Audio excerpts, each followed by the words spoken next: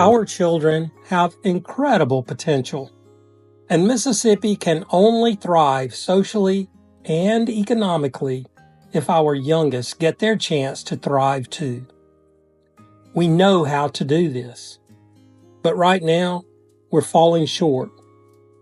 We've got a shared responsibility to do better, to make sure all of Mississippi's children get the best possible start in life.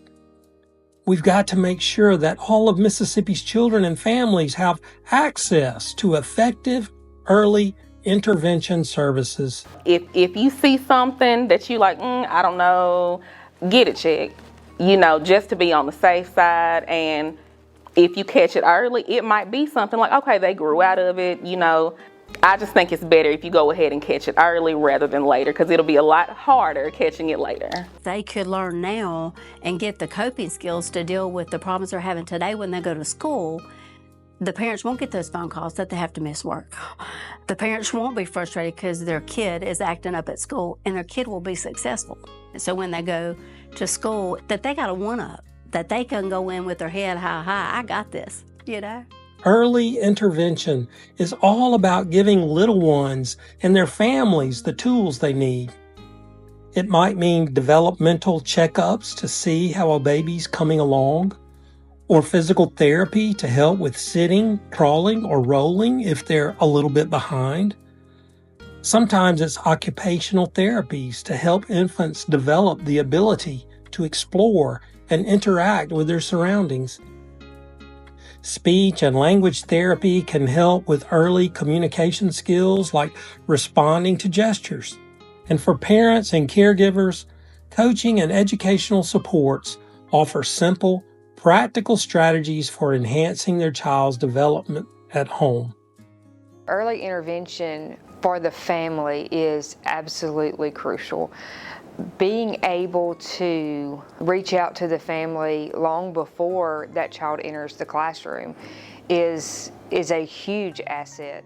Parents who have children who maybe have special needs, or even parents who don't, the importance of being here is to work with your child's teacher, with their team, to figure out what kind of services can be provided for your child so that they can be strengthened, so that they, can use the skills that they have been gifted with, and we can all benefit from that. This is the environment where they can be safe and they can begin to learn those social-emotional skills and interact with teachers, learning to cooperate and empathize with other students, learn self-control, learning what those emotions are. That's so important from the beginning, because even now kindergarten has progressed. They're expected to already have some academic knowledge, some social-emotional skills that already should be in place to help them be successful in kindergarten. And if they don't have it, then they're kind of already starting behind from other students that have had that early childhood education and those early interventions.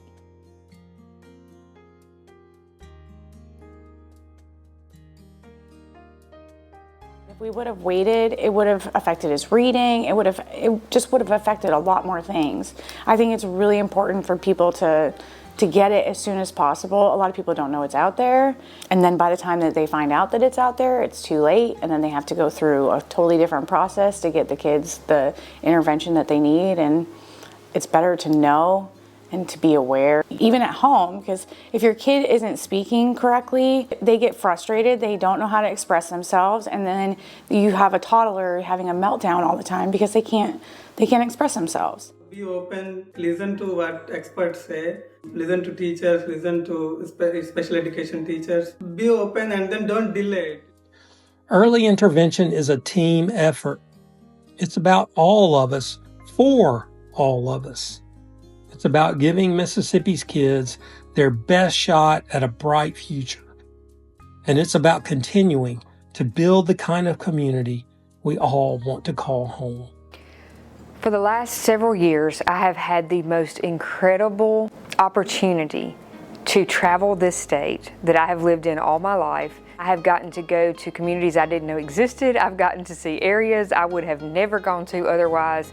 And I can say with great joy that we have one of the most incredible states that you could possibly live in our nation.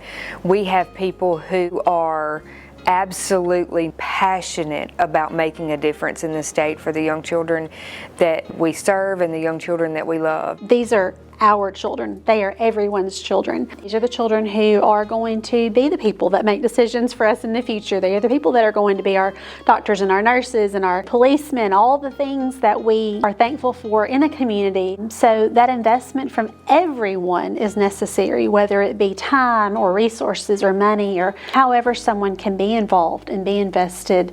It really is just investing in your own future. When you have people who live and work in the community, invested in the community, voicing what the community needs, and then the community taking action on that and fulfilling those needs, that collaborative process is always going to lead to better results, more success, better economy, better community health.